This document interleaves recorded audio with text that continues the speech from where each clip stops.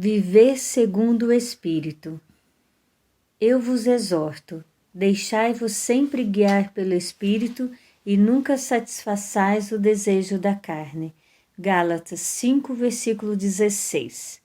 Carregai os fardos uns dos outros, assim cumprireis a lei de Cristo. Gálatas 6, versículo 2. Após ouvirmos Paulo e seu projeto recebido de Jesus Cristo, é nosso compromisso continuarmos sua obra de levar a boa notícia a todos os povos e nações. No encontro de hoje, Paulo vem nos ensinar como sermos novas criaturas em Cristo, segundo o Espírito, e como carregar o peso uns dos outros. Duas questões difíceis de serem realizadas. Primeiro, que para viver segundo o Espírito, será preciso conversão. Isto quer dizer rever valores, quebrar regras, acolher o novo que constrói vida, enfrentar crises com coragem e discernimento, desconstruir o que é enganoso. Carregar o nosso próprio fardo já é uma tarefa bem difícil, mas se confiarmos em Deus, se vivermos segundo a luz do Espírito e permanecermos firmes no seu amor, também nos tornaremos capazes de carregar os pesos uns dos outros. Precisamos abrir os nossos corações e deixar o Espírito Santo nos aproximar de nossos irmãos e irmãs que vivem neste momento realidades difíceis como desemprego, fome, injustiças, exclusões, isolamento, intolerâncias, preconceitos, medos, inseguranças e tantas outras dificuldades. Convidamos para uma viagem pelo túnel do tempo. Vamos conhecer um pouco mais sobre a caminhada de Paulo, quando depois de 14 anos ele voltou a Jerusalém em companhia de Barnabé e Tito. Comunicou aos líderes da igreja o evangelho que havia pregado entre os gentios. Tito era um grego e não fora circuncidado. Sua presença em Jerusalém era um testemunho da liberdade cristã. Ninguém lhe exigiu a circuncisão. Quando Tiago, Pedro e João viram que Deus estava trabalhando em Paulo, decidiram acolhê-lo, reconhecendo que Deus o havia aceitado. Não pediram que ele mudasse nenhum ensinamento ou prática. Reconheceram que a evangelização dos não-judeus fora confiado a Paulo, como a Pedro fora confiada a evangelização dos judeus. Pediram apenas que ele se lembrasse dos pobres, como já o fazia. Isso era um sinal de que na reunião não havia nenhum daqueles que Paulo chamava de falsos irmãos, como os que tinham chegado à Galácia e continuariam, infelizmente, a se mostrar adversários de Paulo. Vamos agora ouvir com atenção o que nos diz o Papa Francisco em sua carta chamada Fraternidade e Amizade Social. É verdade que uma tragédia global como a pandemia do Covid-19 despertou por algum tempo a consciência de sermos uma comunidade mundial que viaja no mesmo barco em que o mar de uns prejudica a todos. Recordamo-nos de que ninguém se salva sozinho, de que só é possível salvar-nos juntos. Por isso a tempestade, dizia eu, desmascara a nossa vulnerabilidade e deixa à descoberta os falsos e supérfluas seguranças com que continuamos os nossos programas, os nossos projetos, os nossos hábitos e propriedades.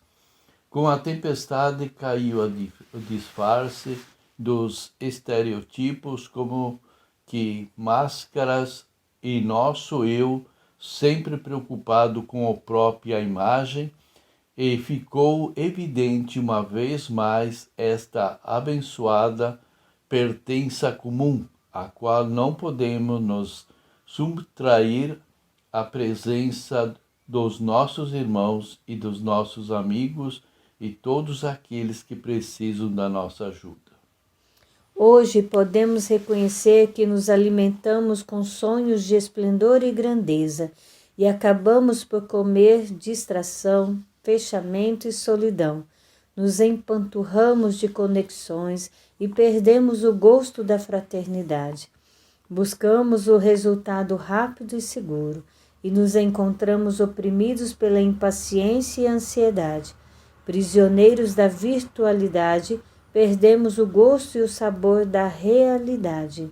A tribulação, a incerteza, o medo e a consciência dos próprios limites que a pandemia despertou fazem ressoar o apelo a repensar os nossos estilos de vida, as nossas relações, a organização das nossas sociedades e, sobretudo, o sentido da nossa existência.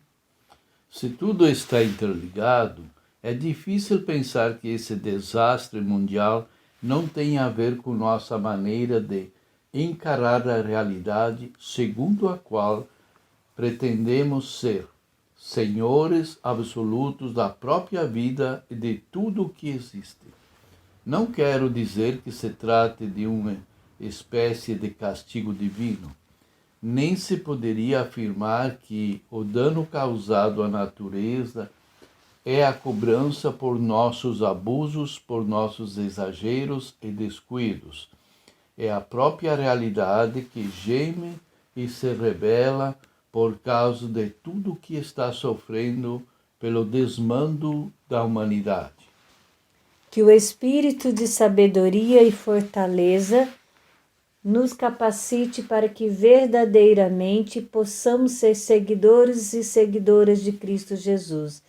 Que o nosso testemunho seja de fato iluminado pelo amor que vem da cruz e tenhamos um coração e uma mente abertos para acolhermos o projeto do Pai misericordioso, assim como fez Maria, a serva fiel. Que a caminhada de nossas comunidades seja iluminada para que sejamos coerentes no falar e no agir. Que as palavras e ensinamentos de Jesus transmitidos por Paulo em sua carta sejam o nosso alicerce nesse mundo de tantas contradições e que a fé no Cristo ressuscitado nos ajude a construir um mundo melhor.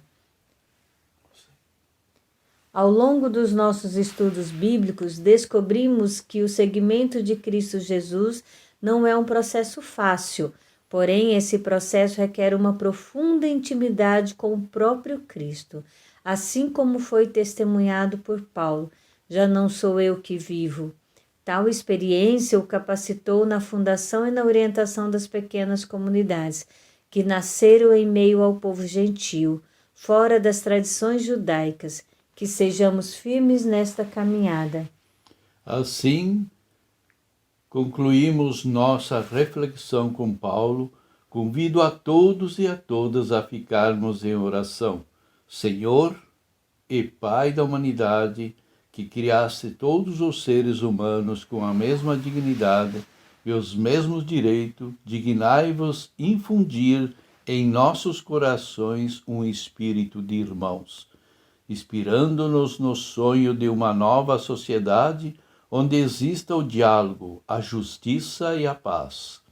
Estimulai-nos a criar comunidades de fé e de compromisso para ajudarmos a construir um mundo sem fome, sem pobreza, sem violência e sem guerras.